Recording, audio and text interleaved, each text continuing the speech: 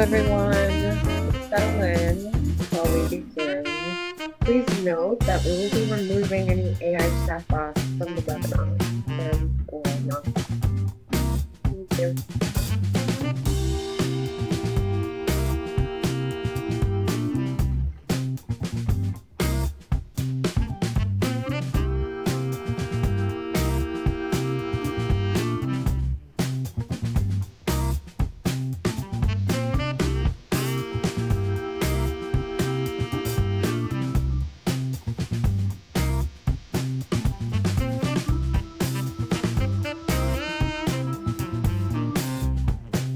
Sorry, folks, just want to make sure that everyone heard. I said hello, everyone. Please settle in while we begin. Please note that we will not be allowing AI chatbots into the webinar.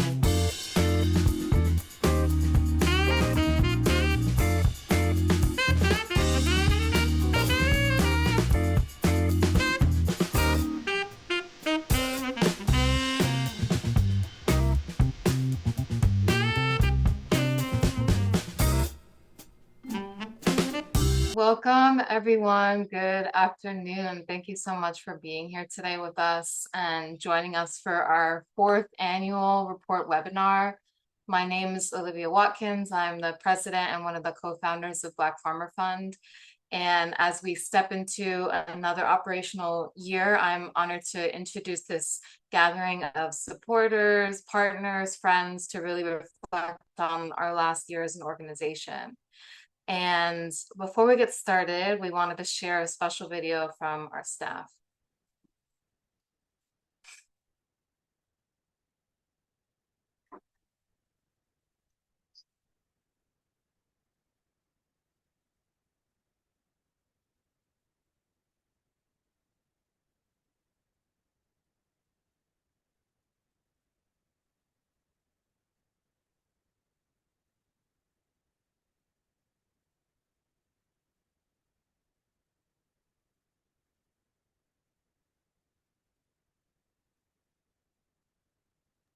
Sorry, folks, just one moment. Thank you for your patience.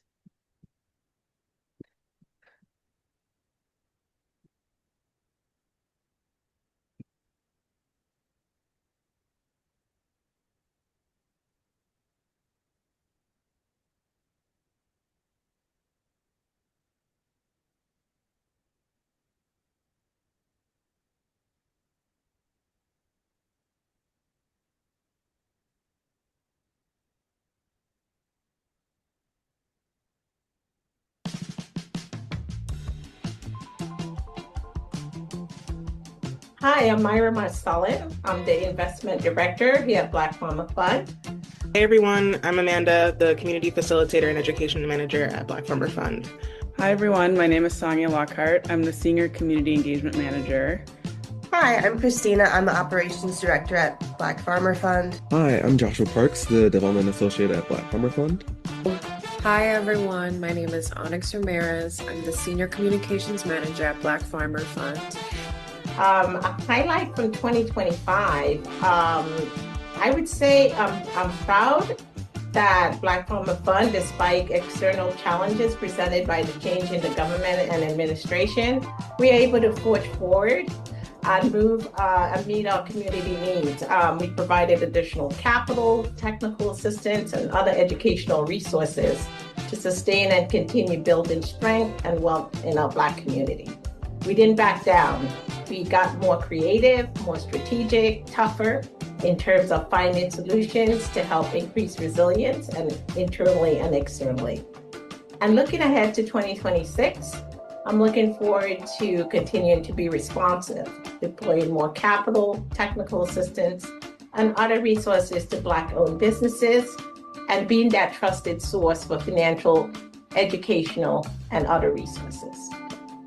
For me, from 2025 was definitely working with the investment committee and the rapid response committee to learn about Black farmers and food businesses across the Northeast. I really love working with our committees. They are people who represent the communities that we support, and getting to be a part of giving these communities power and affecting how people are actually being changed by the funding, by the one-to-one relationship building that we're providing, and seeing that transform is very powerful.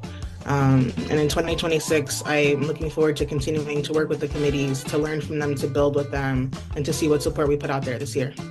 A highlight from 2025 for me was definitely the workday season. Just getting to be on the land with farmers and businesses we support, bringing folks in our community to help work on projects, and really just creating space for connection in a very tangible way. And for 2026, I'm really excited to keep building on our community engagement work and our offerings so that they really reflect the needs of our investees, but also the broader community of Black food actors in the Northeast, and just continuing to provide spaces for folks to connect and learn throughout the year. My highlight from 2025 is the resistance I've seen in the organization as we're still fully committed to our mission, and also from staff members. And for 2026, what I'm looking forward to is strategic cross-team collaboration from our growing team. I think for me, the annual strategic planning meetup was definitely the highlight of my 2025. I got to see everyone's passion for the work, how you all think, and I got a really solid idea about how the org runs. That, in addition to getting to contribute during my first week, is something that I found to be like really meaningful and something that I really appreciated. That being said, I'm also really looking forward to our next annual strategic planning session, so I can see how I can contribute based on what I've learned over the past year, and working with the org to help further operationalize things. One thing that I'm really proud of and excited about from 2025 was that Black Farmer Fund and our work reached 20 million people through media placements in a bunch of different publications, up to 57, and that is great. And my hope for 2026 is that we can reach a similar amount, but specifically in people who have intention to support the Black food system and who are Black farmers or food businesses themselves, so that way we can continue to spread the goodwill and wealth.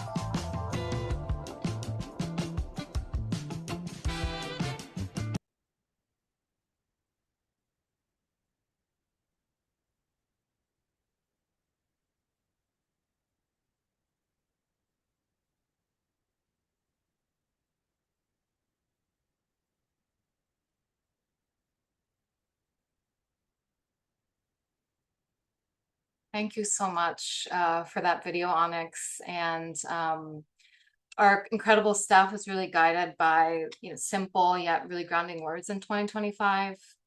Focus on what we can control. These words became really an anchor for us as an organization, navigating a year filled with a lot of uncertainty, shifting policies, funding disruptions, and growing economic instability that we saw the folks that we work with face, and even ourselves facing. And while we may not have known exactly what challenges were coming, we knew that it was our responsibility as an organization to remain rooted in our mission and responsive to our community and clear about where our power lies. And so, for us, this annual report webinar really based on resilience, and just the theme of last year was resilience, and really just thinking about the lineage of the African diaspora. Specifically in the US, we come from over 400 years of resilience building. Time and time again, our communities have faced immense adversity, and our communities have also found ways to rebuild through collective care, cooperation, and an unwavering belief in our right to thrive. And so this legacy is the foundation of this organization. So for us last year, rather than retreating in the midst of fear and uncertainty, we really doubled down and deepened our commitment to resourcing Black farmers and food businesses in the Northeast. And one of the most significant actions that we took was expanding our rapid response fund from $100,000 to $700,000 to support businesses, specifically with federal funding cuts, like the procurement contracts that have been canceled. And so through this effort, we were able to, fill that gap during a time when a lot of farmers had already planned yields and had crops in the ground. And this work was not just focused on emergency response. As Myra kind of showed in the video, we are really still focused on building long-term pathways towards ownership and stability.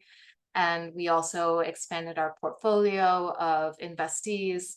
We really strengthened the technical assistance offerings and continued investing in our holistic support systems. We know ultimately that thriving Black food systems require more capital, or require more than capital alone. They also require relationships, infrastructure, trust, and care. And so as we look ahead, I'm really energized by the leadership emerging within our organization, and that's really what gives me the greatest hope through this community. So every person here today is a part of a larger movement to really reimagine what is possible. And our incredible panelists that you see here on this slide are just a few representatives of those doing the work on the ground. And together we are all part of this broader movement grounded in the belief that Black farmers, land stewards, and food business owners like them deserve access to resources, decision-making power, and economic opportunity on their own terms. We're a movement that's committed to surviving harmful systems, to construct a new imagination rooted in justice, sovereignty, and collective well-being. And so as we move through today's webinar, I invite you to hold the scale of the challenges before us and the scale of what we've already accomplished in just a few short years. Really appreciate you all for being here and for believing in this work. And thank you for continuing to build a future alongside us. And with that, I'm gonna begin us by passing this over to our incredible Senior Community Engagement Manager, Sonia Lockhart. Thank you, Olivia. Hi, everyone. I'm Sonia Lockhart, and I'm gonna start by sharing about our work over the last year, along with our investment director, Myra Marcellin. I'm gonna start by sharing about the work that our People and Culture team does. So our People and Culture team spearheads the initiatives and systems that center the culture of our organization and really create space for our team to do their work well. As a remote organization, we have strategic planning periods, which are really invaluable spaces to ensure that all staff, regardless of role, understand how their work fits into the broader investment life cycle and impact strategy. Equally important, our quarterly in-person meetups are designed to nurture connection and joy. We break bread together, creating space for informal conversation and relationship building that can be really difficult to replicate virtually. Additionally, once a month, we connect for our Getting Grounded Together series. It's a virtual series where rotating staff members serve as facilitators on a mix of topics that are intended to build a shared space of learning about the Black agricultural world and the communities we serve.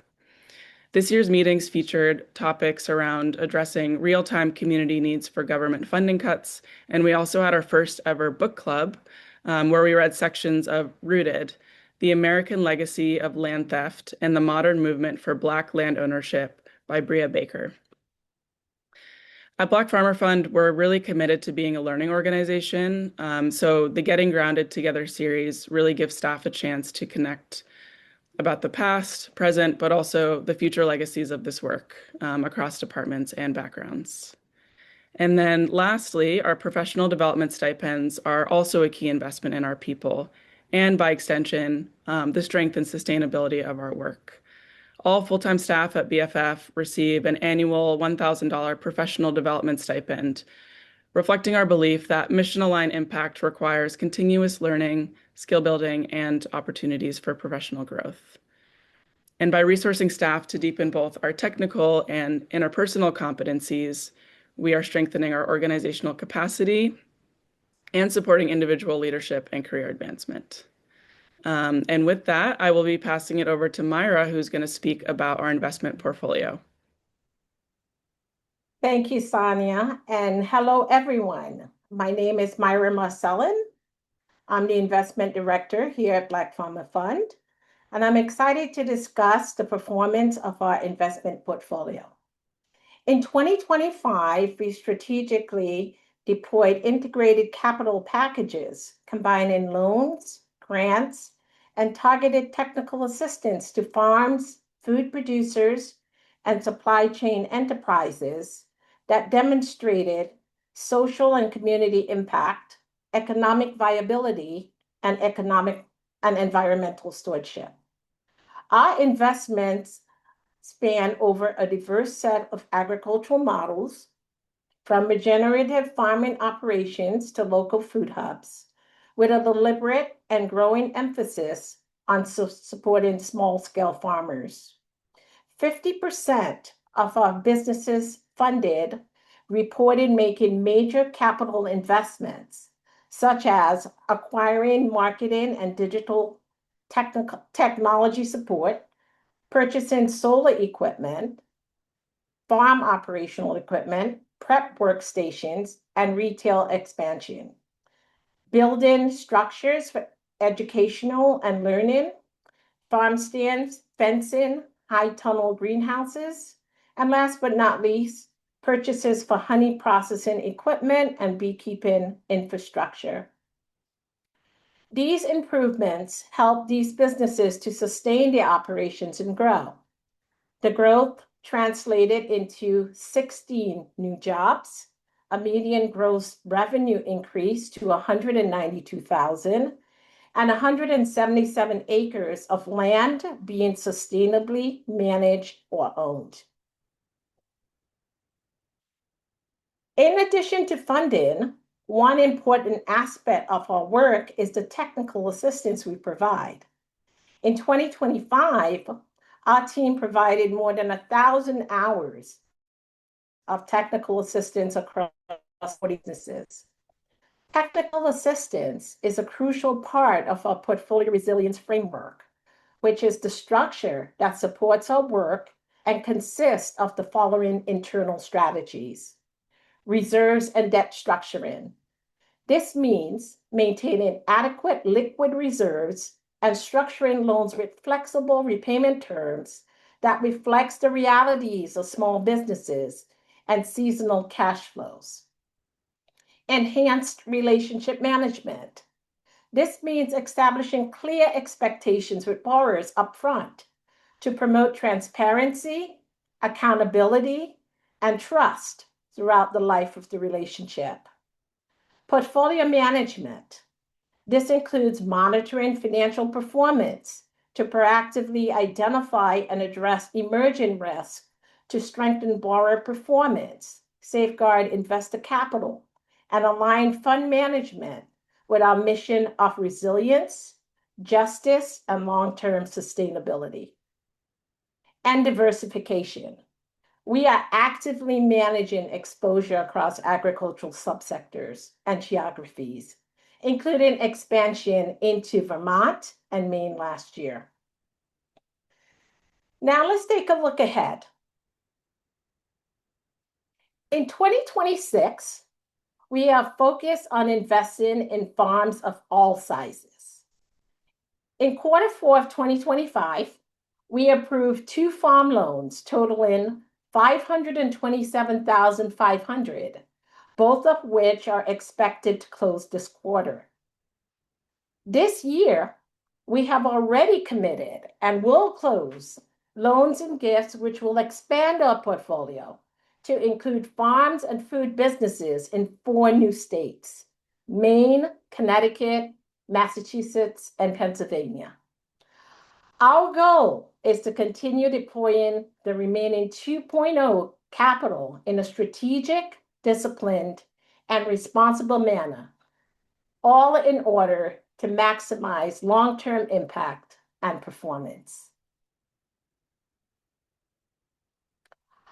Our Rapid Response Fund is another pathway through which farmers and food business owners in need of capital support can access funding from Black Farmer Fund. Black Farmer Fund Rapid Response offers up to $10,000 to farmers and food business owners throughout the Northeast who are experiencing emergencies, such as equipment breakdowns, weather damage, loss of crops or animals, medical expenses, or stolen or damaged supplies. In 2025, we increased the scope of our Rapid Response Fund to support the emerging needs of those dealing with funding freezes and cuts implemented by the current government administration. So we offered up to $50,000 to those who were impacted. In addition to bridging the gap from the funding freeze, our Rapid Fund supported a wide range of Rhode Island, Connecticut, Maine. As a result, businesses overcame various emergencies, such as repairing broken farm vehicles, repairing damage caused by fire, or facing difficult health challenges. In total, last year, we provided 33 businesses with a total of $493,300 from the Rapid Response Fund. Of that amount, $315,800 went to supporting those facing government funding freezes, and $177,500 going towards general emergencies.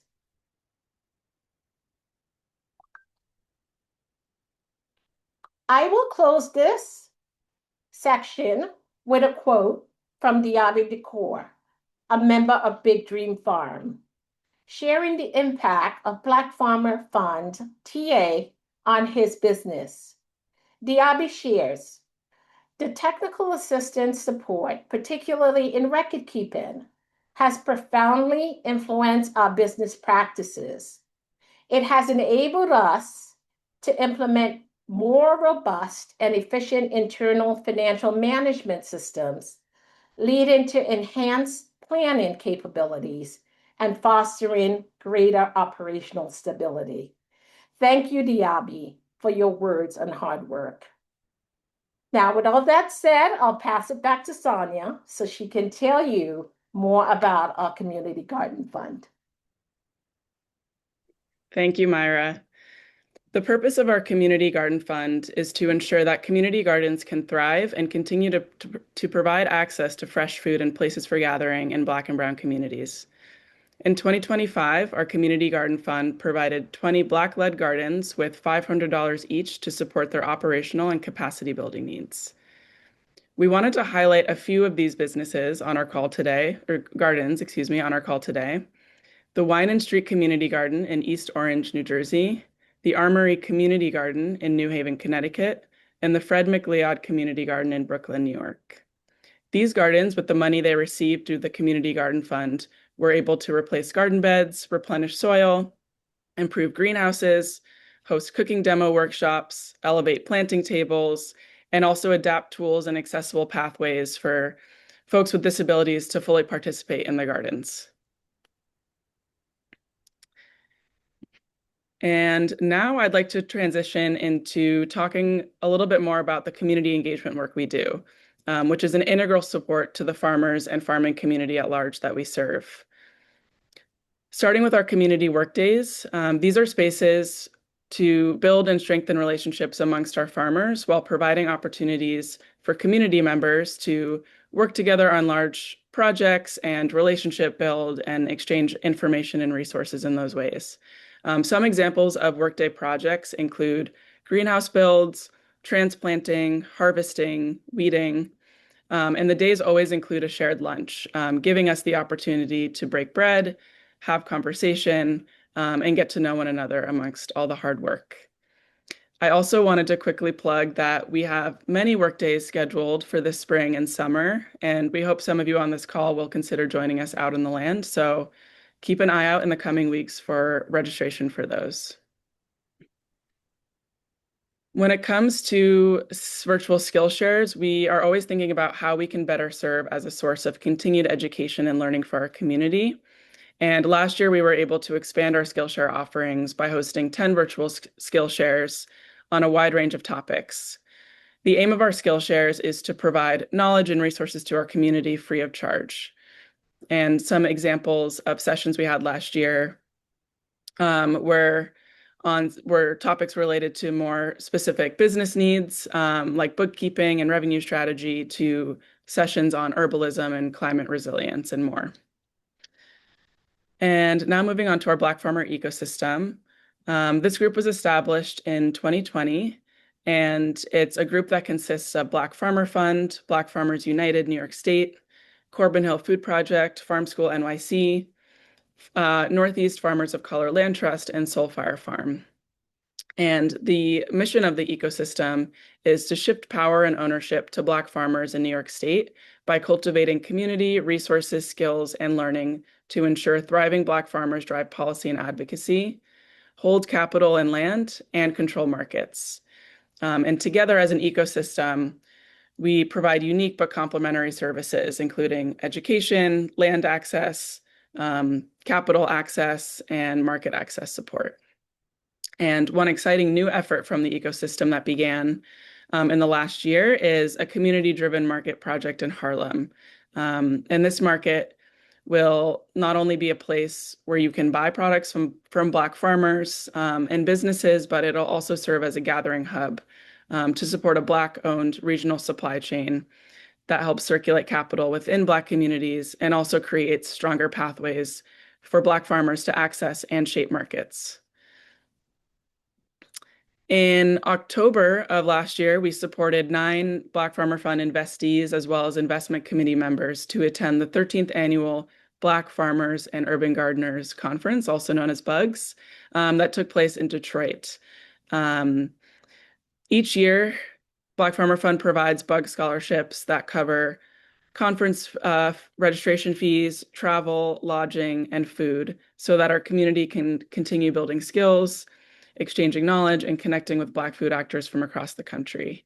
And then last but not least, one of our major highlights from last year is that we held our 4th annual Celebrating Abundance in Autumn Festival, which is our yearly gathering open for all community members to celebrate the abundance of the harvest.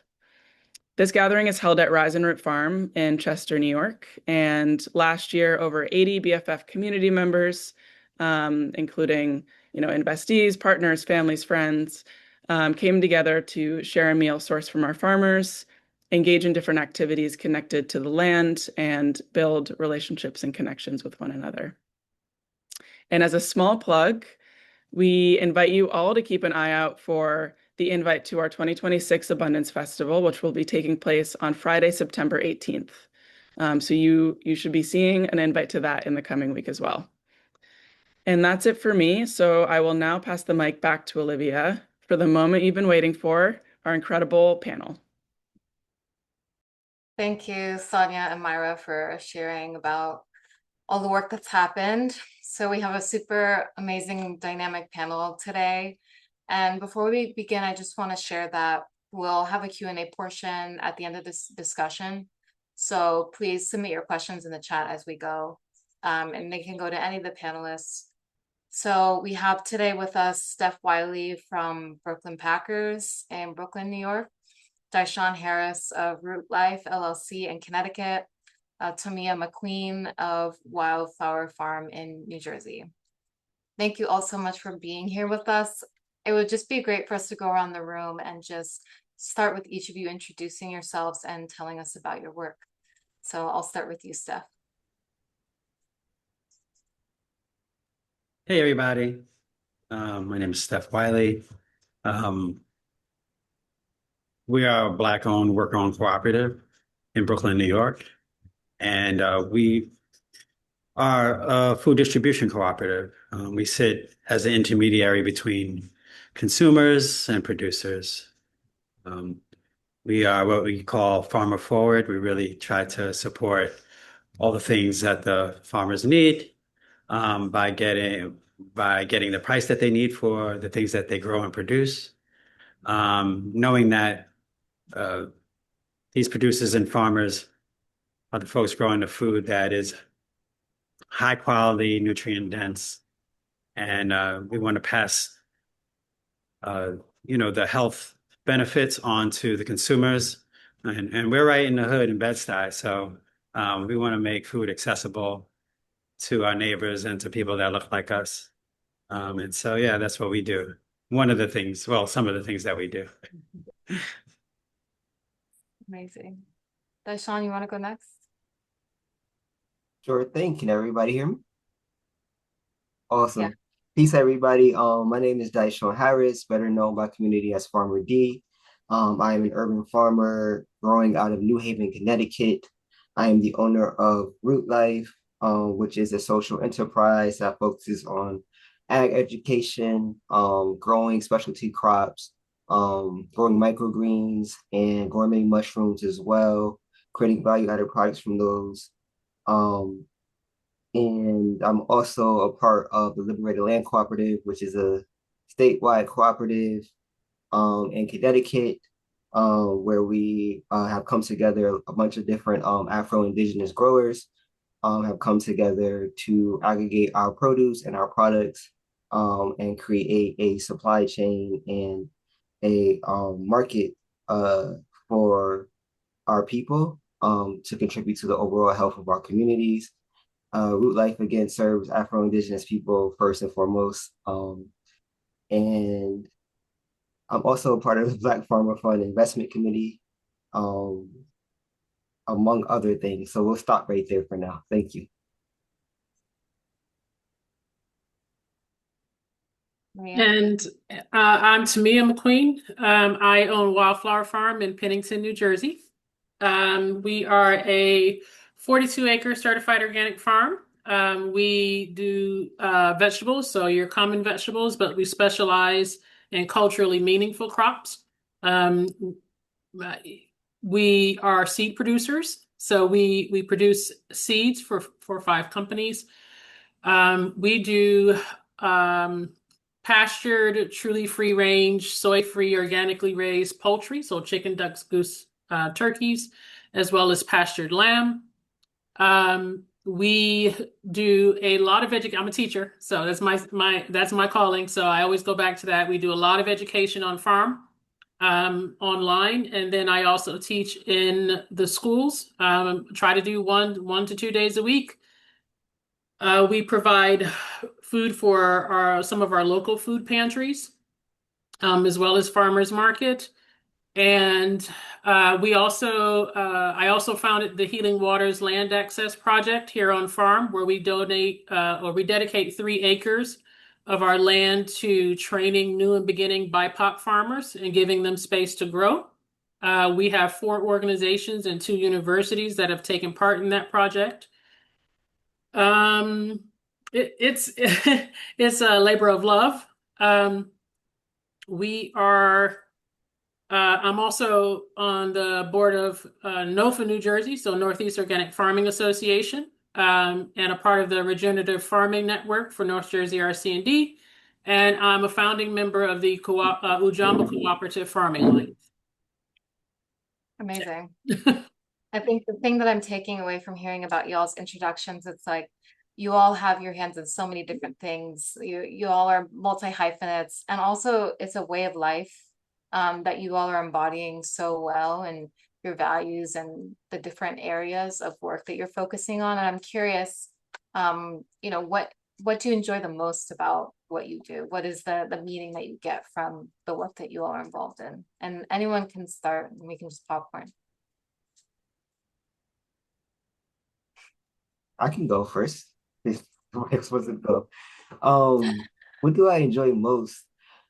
The community, to be honest. I've reached a point in this work, and it hasn't always been this way, where I'm only dealing with communities, like just not having to leave the house. It's just extended family. That's what it feels like. Of course, there's a business aspect of things that you always have to deal with, but just showing up every day, dealing with the youth that are in my community. I may know their aunts, their uncles, their brothers, their sisters, their grandparents. Their grandparents may go to church with my grandparents. Like having that type of energy come together and seeing those particular people in the community start to really benefit from the work that we're doing, because it hasn't always been that way either. I feel like it's very important, and it kind of is like in alignment with what the Black Farmer Fund represents, as far as just making sure that our people have what we need in every way to grow and raise and become who we were in the greatness that we were indeed. I think my favorite part of what I do is the education, right? We work with everything from the pre-K kids all the way through adults and university students. And I think that for me, it's walking away knowing you've made a difference, right? So we preserve, I think we had 70 different seed varieties from around the world that we do. We do a lot of preservation work for communities in crisis. And coming across students who are affected by those crises via their families who have no voice, and being able to put a seed in their hand from their family's home country and teaching them to grow it, that to me is just super, super powerful, and what that does for those kids as an outlet. So, and then also I'm a firm believer that if you can't feed yourself, you're not really free. So that education portion for me is everything. Wow. Thank you both. Yeah, it is. I find there's very few things that get people excited about life than food. It's like food is a way to bring people together in a way that not many things can.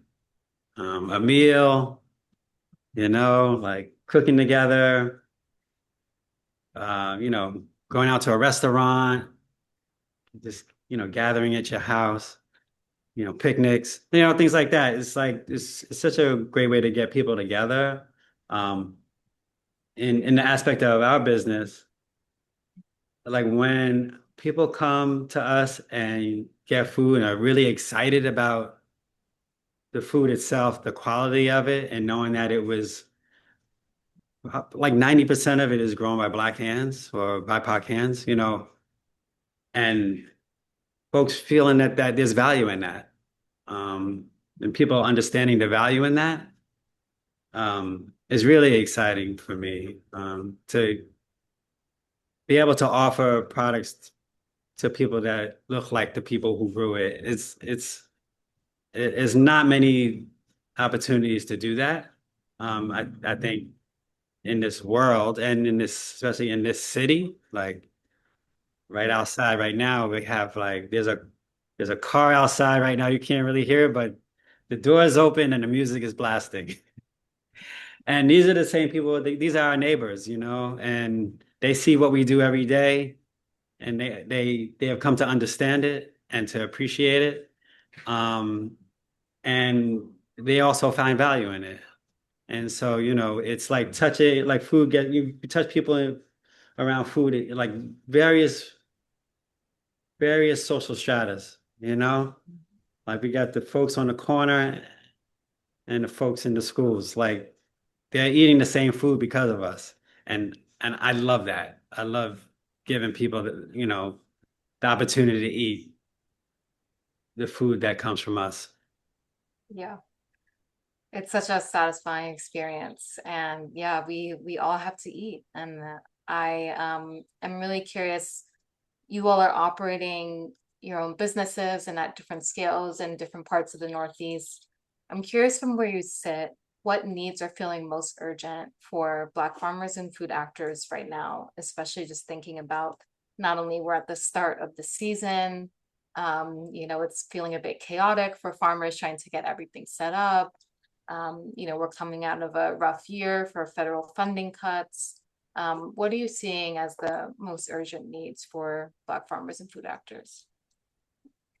I can go again. For me personally, the number one thing that's always been an issue is land access, especially as an urban farmer, where an acre could be upward of $1 million.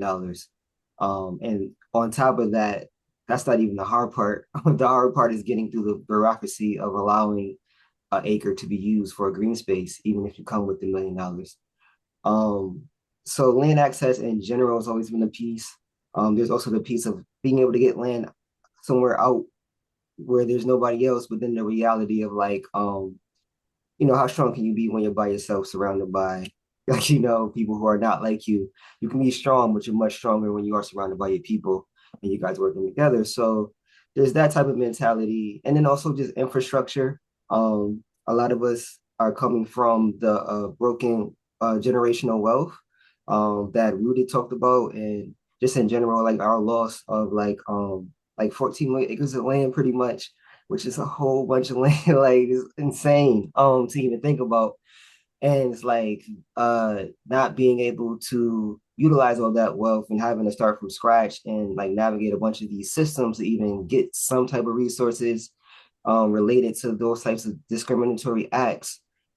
This makes it a little bit difficult to really move in Black genius and around like tending to the soil, because a lot of the resources that are allowed from like funding sources and things like that, not the Black farmer, from other spaces, are like rooted in like industrial agriculture that has destroyed the land in the first place, and they just want more people to like check off a color box around doing more industrial agriculture. And even these like pushes for regenerative agriculture, things like that, they're really just like on paper they sound nice, but the reality of it doesn't really accommodate Afro-Indigenous growing.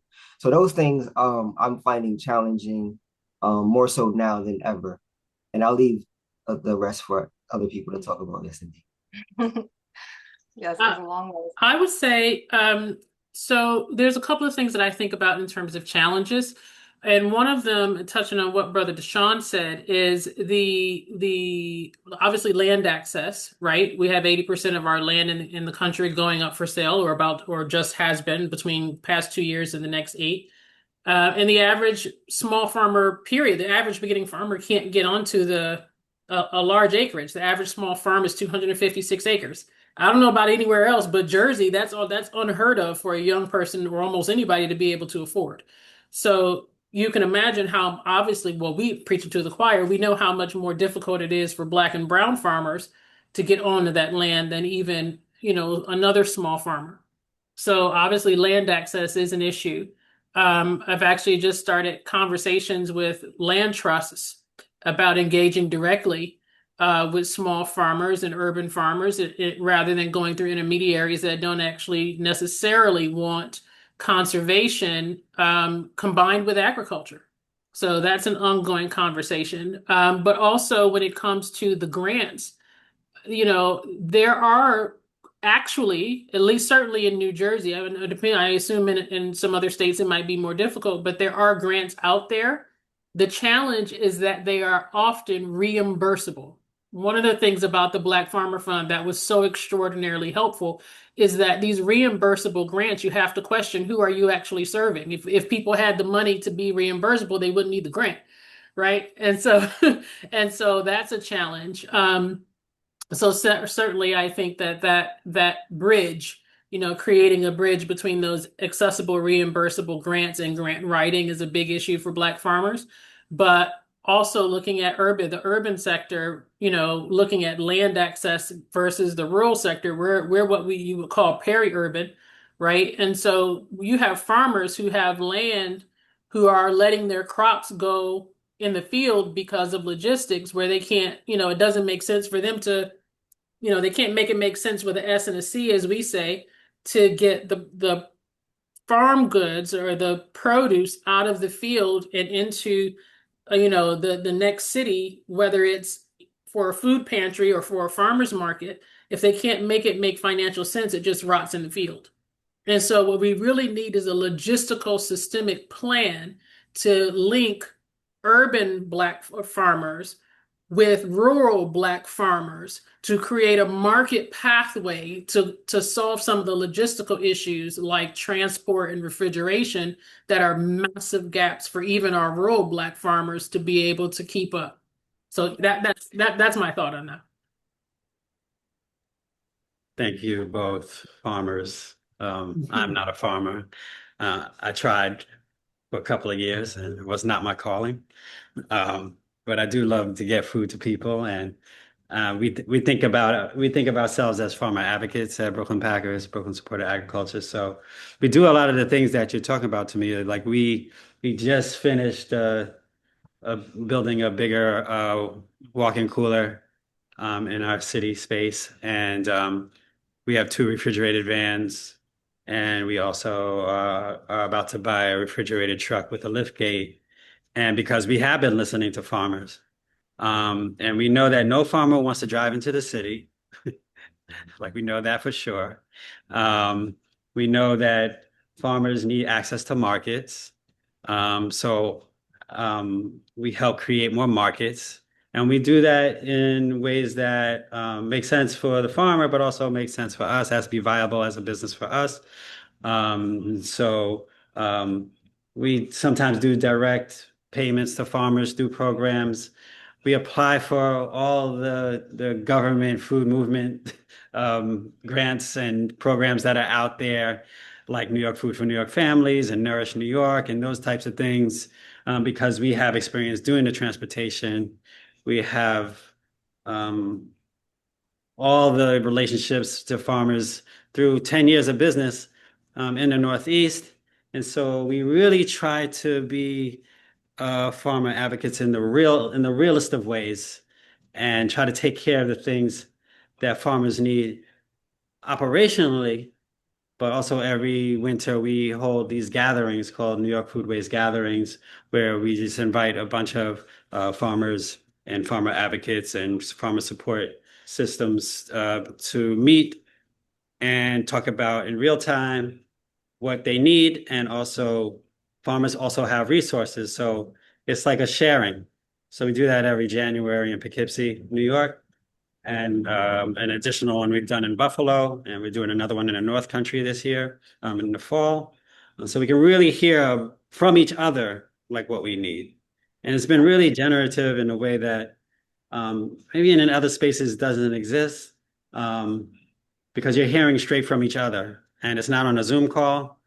It's like in person, and it feels real good. We build community, we eat together, we get food. And yeah, and some real things have happened, like while we've been there, people have figured out transportation routes in the room.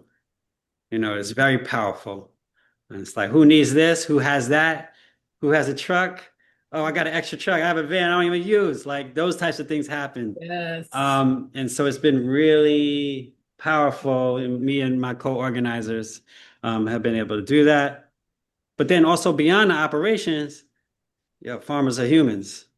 So what do you need? As humans, you need housing, you need health care, you need elder care, you need child care.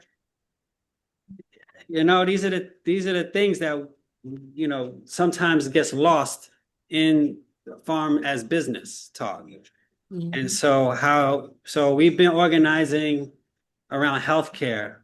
So we're like looking at unions, we're looking at different models together. Like, how do we bring each other healthcare? Do we create a cooperative that all farmers can join so we can, you know, co-fund this healthcare system together, you know, and keep our rates really low? It's like all these things that maybe we haven't been thinking about. We can be more innovative, you know. Brown people are the most innovative people. So you know, how do we continue to do that? And just really like, yes, farm work and agricultural work, but beyond that, as humans, how do we take care of each other in a real way? Because if we can't take care of these like life things, then we can't farm and we can't produce. And that's real. Yeah. I really appreciate you ending us on that note, because I feel like, you know, the theme at Black Farmer Fund has been resilience. And I think that's exactly what it's about. You know, you talk about the ways in which you've, you know, co-organized your own gatherings to come together with other community members. You know, Tomia, you've talked about different strategies about instead going to land trusts and prioritizing work with land trusts that are interested in working with agriculture. Like there are all these innovative ways in which the Black farming community, you know, are using different, I guess, grassroots strategies or tools like mutual aid and cooperative models. And I think that's in the legacy, in the lineage of Black farming organizing, is like building these parallel systems. And so I'm wondering, what other tools and strategies are you seeing sustaining communities right now? And how are your people and communities creatively resisting the pressure to change your work? Well, bartering is huge, right? Bartering is like bartering is really important. You know, if I have a girl, I don't, for example, I don't raise beef. I'm too scared of cattle, right? They're big. And I'm born and raised in Detroit. I'm not that country yet. Although my family tells me I should stop saying that. The you know, the ability to barter for, you know, teaching people how to grow what they need and barter for what they want is really, really important. People think self-sustainability means you have to do everything, and that leads to nothing but burnout. So a part of that resilience, and I threw mental health care. You made me think about mental health care for farmer stuff when you were talking. You know, that's a huge part of it is preventing burnout. So I think communities bartering is a big part of it, and then each one teach one, right? We do online food pantry course teaching people who can't afford some of the other classes online how to grow stuff from their grocery stores. Not the Blossom way, but like how you really produce food. You know, how do you walk into a grocery store and learn how to produce? So, you know, those kinds of connections. And then again, we work with urban farms and community gardens, helping to supply them with seeds and things like that. You know, obviously I'm with Ujama, so if there's one thing we've got is seeds. So that's something that you know, it's a resource that we're able to share. So that's important.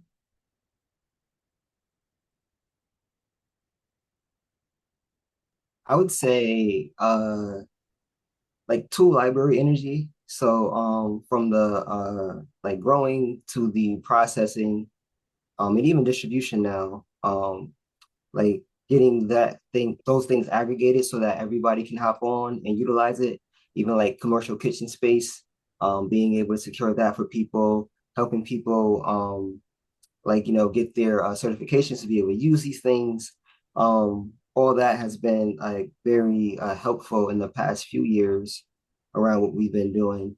And also just continuing to promote and move in these different networks. I think a lot of times it gets overlooked as far as like we have mentioned the like annual event and also professional development going to bugs and things like that. Like the amount of networking and bartering that happens in those spaces is like worth it, and they happen like once a year. But those things lead to like international projects and local projects and just all types of different things. And getting into that to also the incorporation of like our entire lifestyles as Afro-Indigenous people, kind of like what Steph was touching on.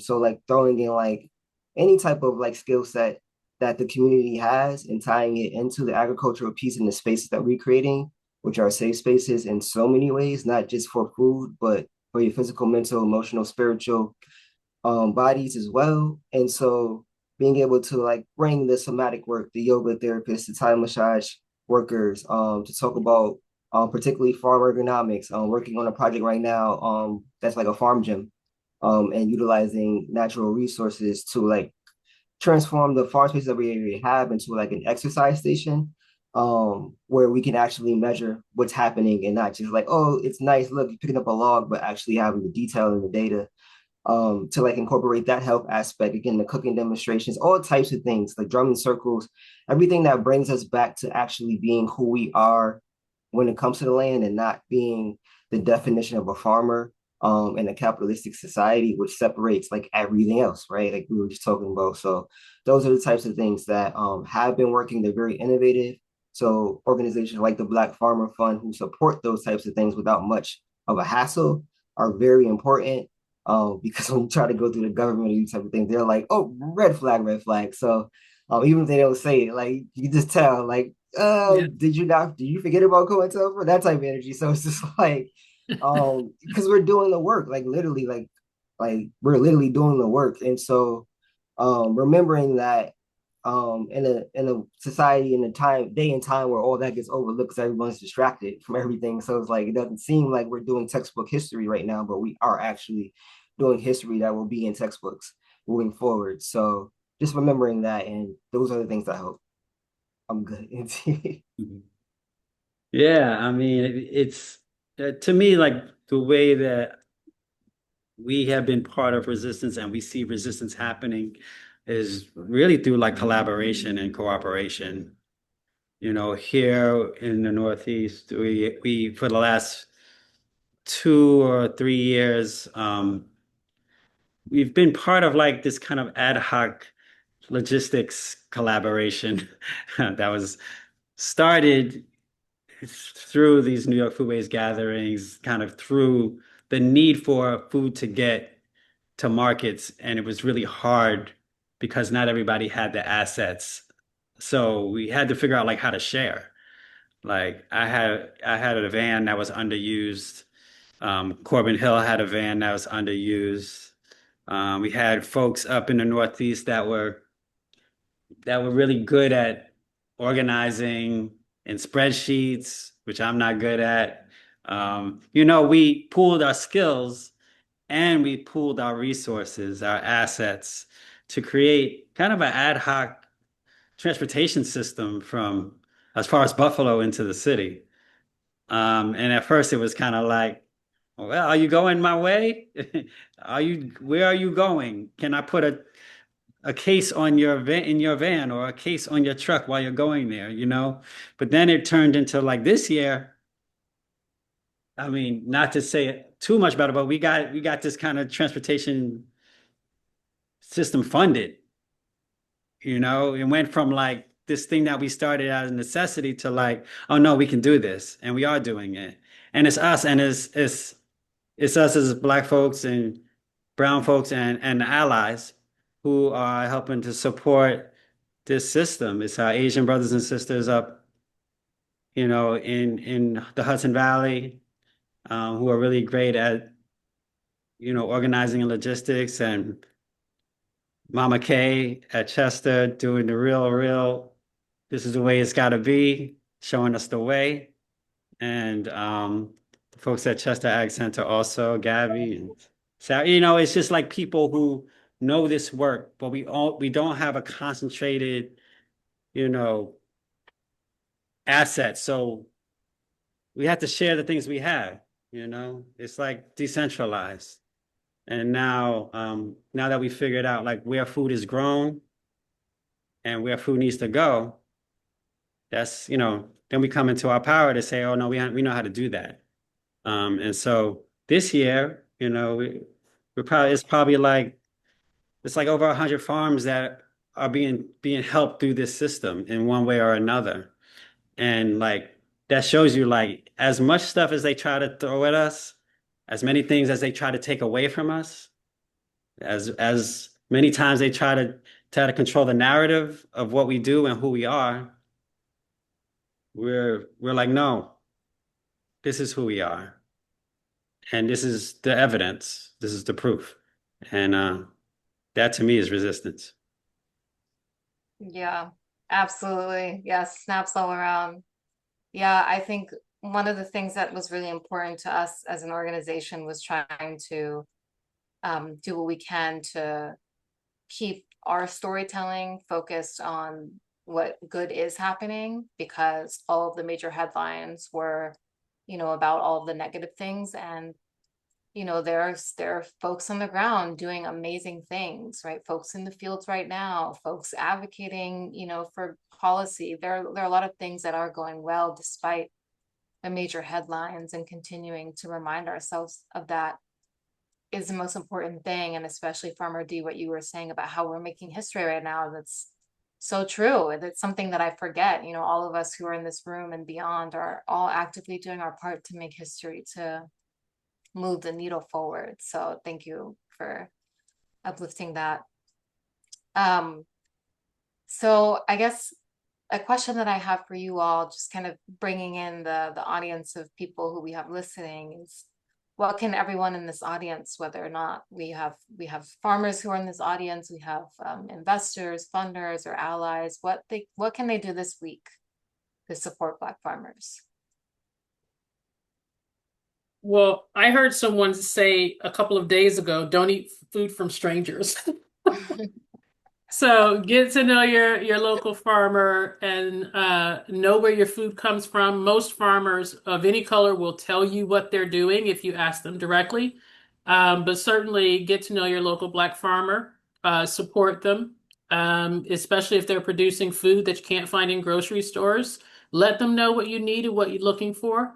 Most of us will happily produce that for you, or in my case, I might produce it, but I might also just show you how to grow it in your own backyard. But also, in terms of the other thing that can be done, I think by allies and people who have resources is really looking at how they can bridge the gap for Black farmers with these reimbursable grants, because the grants are there, but they're geared towards people who already have access to resources. So if we have a way of bridging those grants on a larger scale and teaching people how to do grant writing, that's a very big deal. That's that's a challenge that we've certainly come across. We're looking forward to lots of things for the year, but that's a barrier, right? And so we happen to know lots of other farmers where that's a very big barrier. Learning how to grant write and then being able to engage with those reimbursable grants. For me, everything that was just said. And then I would like to add on, like, if you have organizations or have groups that you work with, have them come out and volunteer. Many hands make light labor. If you bring out 20 people for 3 hours, that's literally 60 hours worth of labor, which adds up, right? And so, like, little things like that really add up, and they don't have to happen often. Also, again, getting to know your farmer and the products is very important. Supporting them. To be honest, just invest in your own health. If you really invested in your own health and you really knew what you were talking about when you say you wanted to invest in your own health, then you would find me and my peoples, like, because we have what you need, and you won't really find that anywhere else, to be honest. And so, again, invested in your physical, your mental, your spiritual health, your ancestral health, your cultural health, all those things. This leads back to what we're doing in our ecosystem. So just show up in that way. Funders support the projects, even if they seem slightly innovative to your eyes. Support the projects. At this point in time, just about everybody that applies for funding is visible in some way, form, or fashion, intentionally. And so it's like, just support what we have going on. That really helps. And yeah, that's redistribute resources. If there's resources, reach out, hit people up. A lot of this happens with me. And that's why I'm saying, like, it actually works. Like, yeah, if there's like a fellowship going on, if there's professional development, any type of thing happening, just reach out, because we have large networks of capable people who are ready to fill in those gaps, as long as it's not extractive. So that's my take on that. Yeah, I would say, like, both of you are spot on. Those reimbursable grants are killers. And we have to learn how to, like, manage those funding lines. It's like a grant, but not really, but sort of. It's like, it kills your cash flow and all those types of things. So you have to, like, just, like, know, like, what you're getting into. So some education around that is important, because we definitely didn't really. And I think that, like, being local, like buying local, it's people always say it, you see it on signs, but, like, being local and, like, being engaged in your local economy and your local community is really, really important. It's probably the most important thing, actually. You move things in such powerful ways when you know your neighbors and when you really, like, know each other. Speaking to, like, don't buy food from strangers, like, that's, to me, that hit me. I'm like, I want to post that, like, everywhere, because I think it's really important it's a really important sentiment. It's like, it's the truth. Like, who grew this? Like, who is your neighbor? In a big city like Brooklyn, it's like, who are you living next to, or who is providing you these services? Like, who is taking care of your children? Who is playing with your kids? Like, who are your kids' friends? Who are their parents? Like, those things are really important. How do we make the things that in a bigger context are very invisible? How do we make those things visible? And I think that way about food, which is, like, who is growing our food is really important. Like, the whole farming and agricultural process is intentionally invisible. So you don't care about it. And you don't care about where it comes from, as long as it shows up at your doorstep. And that is to our detriment because then they feed us whatever. So I think that really being local, like knowing where you're buying, like the small choices are really important. And I think that's one of the most powerful things that you can do. Yeah, absolutely. Thank you. We have some questions from the audience, so I'm gonna start bringing those in, and because we have some really fascinating questions. So Tomia, there's a question for you. What was the process like to become a seed provider, and what seed companies do you work with? So Benita Adib came to me. I call her Mama Ujama. She went to, I believe it was a NOFA event at one point some years ago, and she was talking about the importance of seed stories. And someone asked her where the Black farmers were we want to support in our area, and she couldn't answer. She said she couldn't answer the question, and someone pointed her in my direction. I had been Edible Gardens consulting for 22 years. I've been with Ujama since pretty much the founding. But I had never saved a seed before her. Believe it or not, I was in that system of just buy seeds and grow. I had never saved any seeds. And she asked me what my seed story was.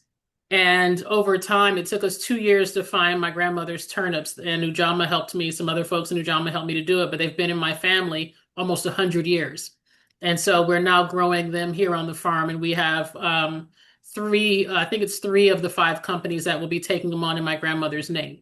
Right. So that's the kind of work that really drew me to becoming a seed producer, understanding the power of food and memory and cultural relevance. And then really just going into talking to people like Benita and being a part of growing Ujama seeds. And then, you eat the fish and spit out the bones of every conference you go to. You're reading books, you're going to conferences, you're learning from experts, and you're learning from one another. Ujama's a wealth of community of people who've been seed saving for a very long time.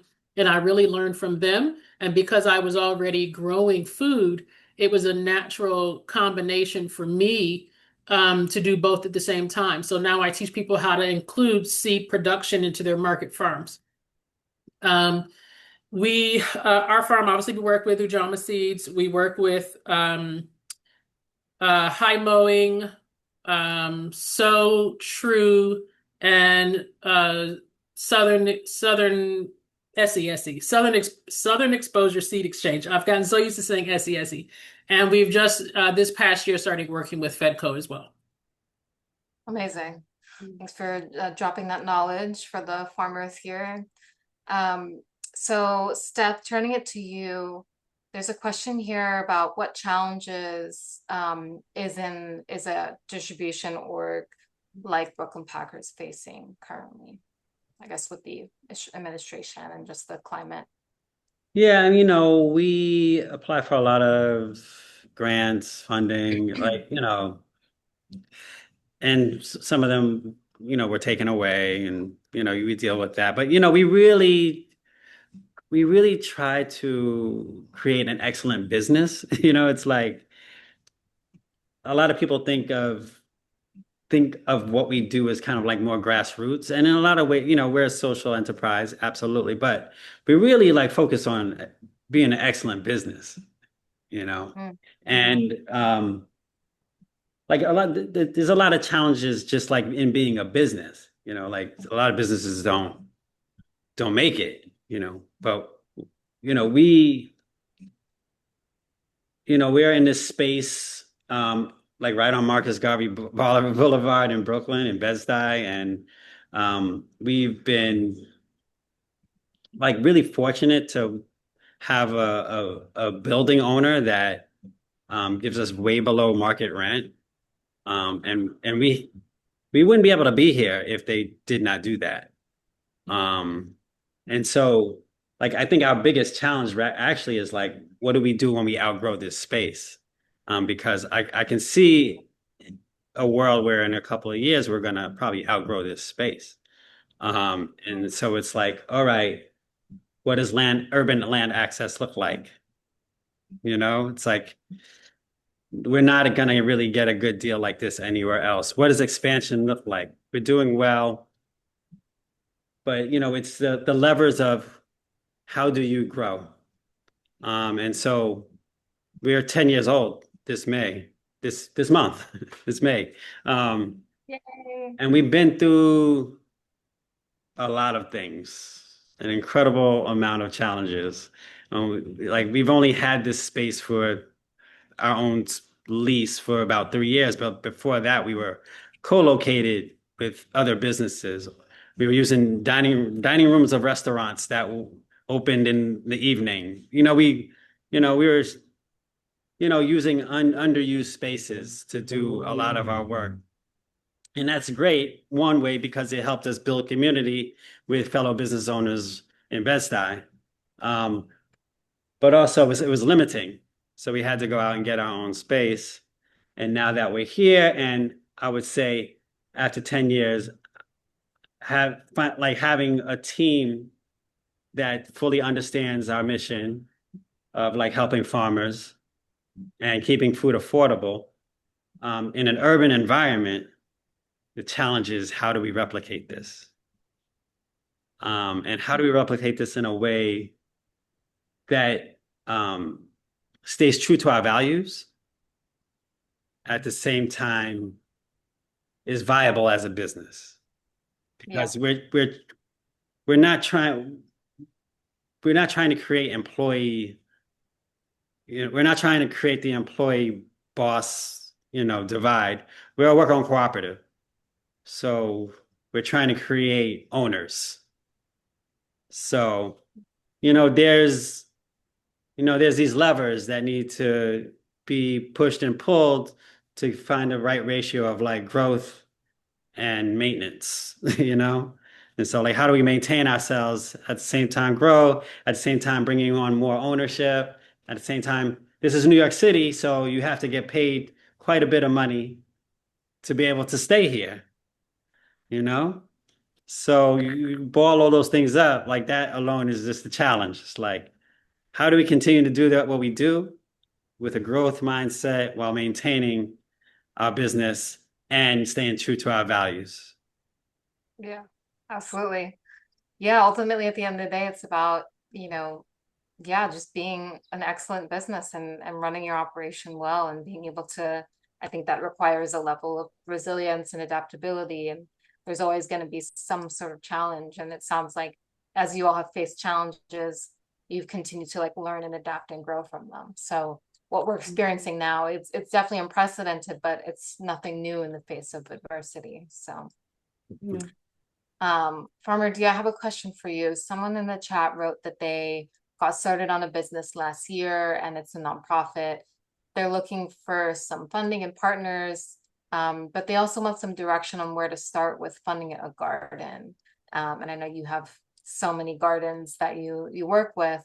They have a brick and mortar business in Detroit, Michigan. Michigan is a nice place to have a farm business right now.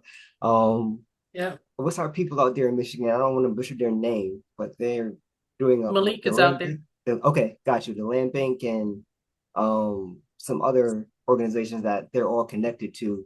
I would recommend reaching out to them, particularly for Detroit, because we just have bugs out there, and there's so many opportunities going on out there with the city as far as purchasing lots. D-Town Farms. You're talking about D-Town Farms. D-Town Farms is one of them, yes, indeed.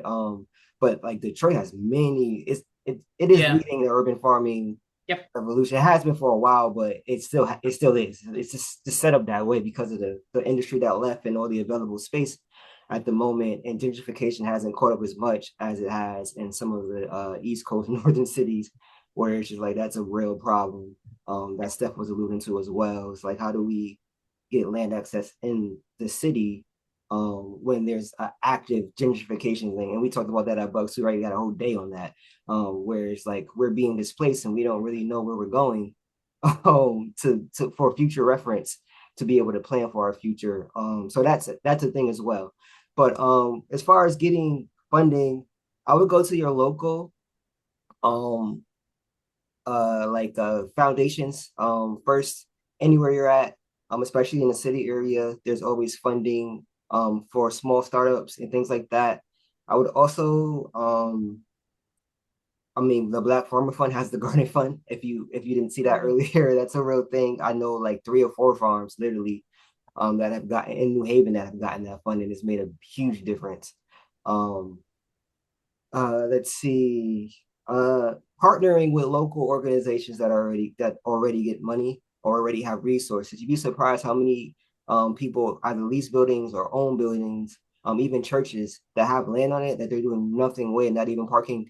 And they would love at this point in time, thanks to post-COVID energy, thanks to everything that's going on with the politics, and just the way the world is and the awareness is being raised, everybody's ready to support and participate in their health. And they know where like this is the way to go. So you might be able to barter some labor energy for space to be able to grow. And then you might have a whole market base right there just within that church or that nonprofit organization. I've done youth programs that way, and started gardens in that way with nonprofits. So there's those types of things. And yeah, in general, just I would say just connect to your local ecosystem. So there are like various ecosystems. Again, the Detroit Land Bank, I might be butchering this, but we'll send this because I don't want to butcher my friends' names or whatever, but they have a lot going on that even inspire us in New Haven. So you guys are wherever you're at in Detroit, you should be good. Reach out to them. What do you think? Thank you, Farmer D. Yeah, Black churches as well have lots of resources. Oftentimes they have space and they have kitchens that are not being and they used. have a whole food network. There's a Black church food and farming network. I forget what it's called, but if you Google it, it's nationwide. Yes, indeed. So Detroit, we have churches. So you check with any of the large ones, they probably can connect you. There you go. Yeah, thank you, Onyx. Yeah, Reverend Heber Brown is on Black Farmer Fund's board, so I'm grateful to have him. Okay, I'm gonna ask another question for anyone who wants to answer. We have a couple minutes left before we're transitioning out of this amazing panel. How can we possibly create more pathways for Black farmers to gain hands-on experience, like through internships or apprenticeships, especially for those who don't already have access to land or knowledge? So, go ahead. I was just gonna say that's what we're trying to do with the Healing Waters Project, right? The broader view of a project like that is to create owner to beginning farmer relationships. So, getting a farmer to help train, finding farmer, and most farmers are willing to teach actually. So the thing in the partnership is to try to find partners who are willing to help pay the farmer stipends to train the new farmers, because when you build those owner trainee, if you will, beginning farmer relationships, owner financing becomes possible, right? We got our farm in owner financing because the retirees wanted a family that was going to farm the land. And they owner financed for us for 6 months before we changed over to a bank. So my attitude is if we can do it, we can help somebody else do it. So we have another farmer nearby who has 110 acres, and she's taken on our Healing Waters model, and she's dedicated 7 acres to training. And so she's not ready to retire, but the model continues so that when she is, you've built with these relationships with young people that we can then transition into these larger plots of land where they have land access, or we can assist them with getting their own because they now have the experience and an actual business plan to go and talk to somebody about funding with. I agree 100%. And even like scaling that down to an urban area, we do the same type of energy, not on so many acres of land. Our statewide cooperative does more so on acres of land, but like leaders in the field in the moment, who have the juice, I guess you can say, to get resources or whatnot, getting those resources and creating those safe spaces for people to grow, while again growing for a community and like tying that all in together. I think is very important, like training our people in entrepreneurship, but for industry that we create within agriculture and not necessarily just to go directly into the agriculture industry that already exists. So encouraging like just different products and different ways of distributing products and marketing products. Encouraging those things are very important. I think we don't get a lot of that at all. So being able to again pay for um the the participants and the teachers as well, right? Because a lot of times a lot of people don't have time to volunteer. Like you can say you do because you don't have a job, but if you can have a job, you'd rather have a job, right? Yeah. And so like making that a thing, like from the beginning, you're getting paid for this was work. And here we are trying to show you different ways that entrepreneurship is possible, whether that be specializing in like worm compost or whether that be specializing in water conservation, whether that be specializing in utilizing a drone to make maps for farmers. Yep.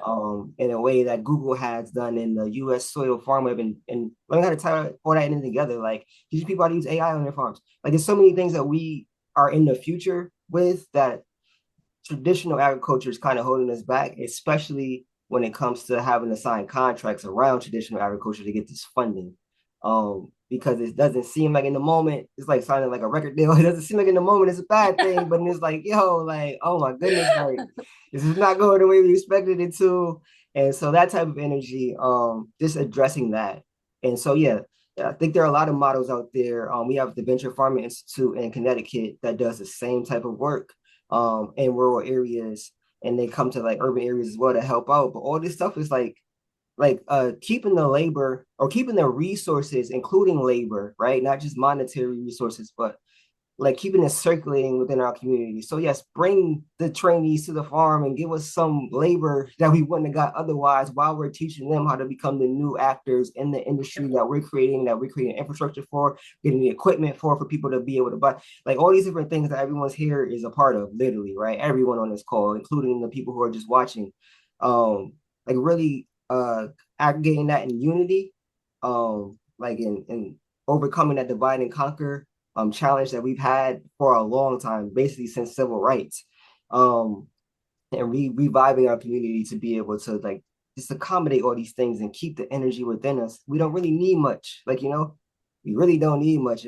If our people spent a fourth of their grocery bills with the local Black farmers, like everybody would literally be good. Like we'd be living as farmers. Like, you know what I mean? If everybody that bought groceries spent the fourth of their bill with us, like we'd be good. So that type of energy is really thinking about that. And it's not like, you have to like switch up what you're doing with your life to like spend that money. You just literally just changing what hands you're putting into for the same type of groceries, actually better quality product, but that type of energy. So convincing that and getting that on board is like, it changes everything. And then we can create these jobs and things for our youth and all types of stuff. This has a foundation. And if they want to go and do other things with their lives and be like super specialists in psychology and engineering while knowing how to grow food and distribute food and combining all of that together to create whatever that is that the school doesn't teach, like let's breed these individuals, whether that be ourselves or our future generations. So that's my thing around it. Yes. Amazing. I'm just amen and in the comments. Don't mind me. Yeah. I'm just nodding and typing. I mean, as a non-farmer, there's Farm School NYC in New York. There's Farm School in Massachusetts, Central Massachusetts, I believe. There's Soulfire, who does an immersion every summer. Like, there's training programs out there, but I also think that, it speaks to like the importance of farming in our lives that people, again, is very invisible. You're not, the average citizen isn't engaging with farming every day in their lives that they can see it.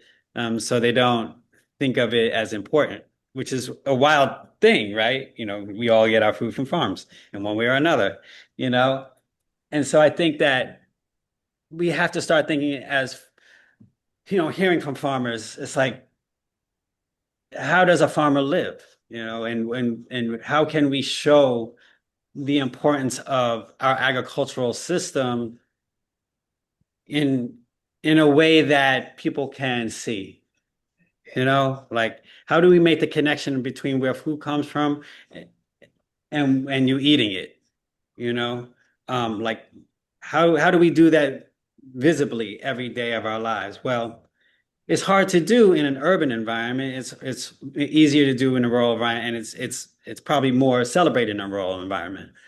But in an urban environment, it's like education. Yeah, you start with children, and children learn like, oh, like edible schoolyards and things like that. Yeah, that's important. There's aquaponic systems in schools now. People can like engage with it at a younger age. It's more accessible now. But also, it's just like the system of agriculture, like broadly, is not taken care of. Like farmers are not taken care of. Like farmers that grow food and not farmers that grow ingredients. I think there's a difference. Not commodity farmers, but like people who are growing collard greens and kale and okra. Like those are the people that are growing food that we need to live, and not just like wheat and corn and soybeans. Yeah. And so I think that I've been advocating for universal basic income for farmers. That's like I'm advocating for that because I think, just as like in the pandemic, like nurses and doctors were essential workers, farmers have always been essential workers. And so how do we support this kind of like aging out career of, people that, like that the only way that they retire is selling their property or selling their farm. Like there has to be like a real systems change around like how do we train up new farmers? Why do people want to farm? Like I tried farming and I was like, nope, because I wasn't called to farm, like it's romanticized. But when you get down into the dirt, it's different. And there's aspects of it I love. I love getting food to people. That's what I love about it. So yeah, it's farming, but also like like the agricultural system as a whole, like it needs everybody, right? So yeah, we train up new farmers, but can we train up the other ancillary things that go around agriculture too? Can we support farmers in a way that shows that they are important? Can we treat them as essential workers, which they are? Because if there's no farms, there's no food, but there's no farmers, there's no farms. It's like we have to like distill it down to, the simplicity of it, which is like, if we don't support these people, then we don't eat. And I think if we can think about something like UBI for farmers, I think that would be a powerful step. Yeah. Wow. Thank you all so much. I feel like I could talk to you all for a whole nother hour, but unfortunately we must call it. And I really thank you so much to our panelists for your contributions to this really rich discussion. And thank you to all the people who have shared their questions.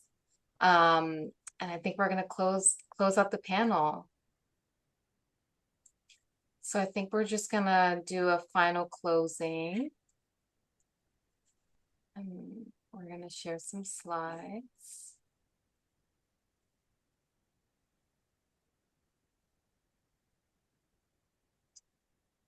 So yeah, I hope you all enjoyed that panel, and thank you all for joining us today and for taking the time to reflect with us on the past year of growth and challenge and celebration for Black Farmer Fund and for our community. And, we have 3 calls to action for you all as you take away, from this work. Not only the calls to action that our panelists shared with you, engaging directly with Black farmers, engaging with Black Farmer Fund through our work days, our virtual events, inviting us to your community, inviting us to events, really prioritizing centering Black joy and resilience. So even in these difficult times, as we were talking in the panel, making sure that we're uplifting the positive experiences that people are having today and really celebrating that and bringing positivity in the face of adversity. And finally, if you're able to give, supporting Black Farmer Fund right now is more important than ever. We have community gardens to fund. We have Black farmers and food businesses who need money now to start the season and continue through the season. And so any contributions are supportive through that. As we close, I really want to remind us that resilience is not just about surviving in difficult moments. It's about continuing to build, dream, and invest in one another despite the the challenges we face, and that's a legacy we inherited, and it's a future we're shaping together.